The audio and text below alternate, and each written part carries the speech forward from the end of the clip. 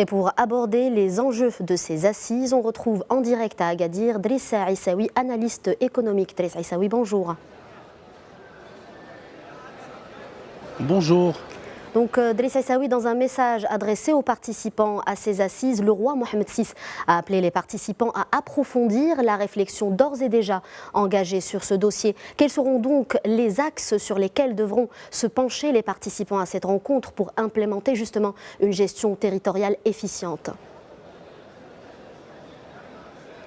En fait, cette lettre adressée aux participants est une véritable feuille de route pour tous ceux qui ont un lien direct ou indirect avec, disons, ce projet stratégique qu'est la régionalisation avancée. Alors, il y a d'abord un aspect qui concerne l'évaluation des 4 dernières années de mise en œuvre de cette stratégie.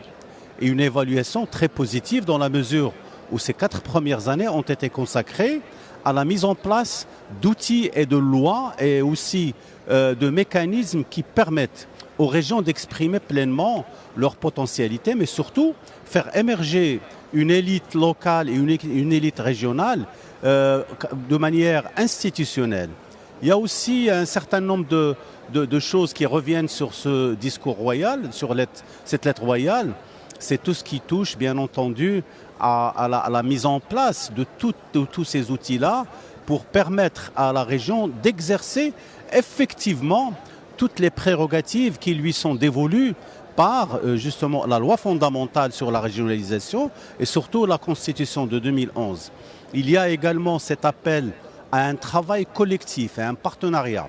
Le roi parle même d'une contractualisation aussi bien entre l'État et les régions, mais entre les régions elles-mêmes et tous les acteurs économiques, qu'ils soient privés ou publics, etc., pour pouvoir justement ouvrir ce large spectre qui permet à l'émergence d'une croissance inclusive, d'une croissance auto-entretenue par les régions par elles-mêmes et en même temps qui participe à l'élan global du développement global du pays.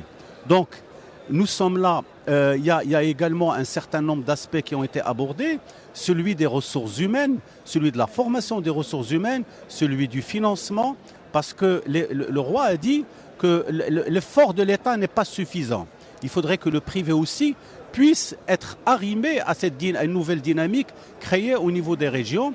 Et il a particulièrement souligné le fait que le Maroc a commencé par la mise en place d'une régionalisation avancée au niveau des provinces sahariennes.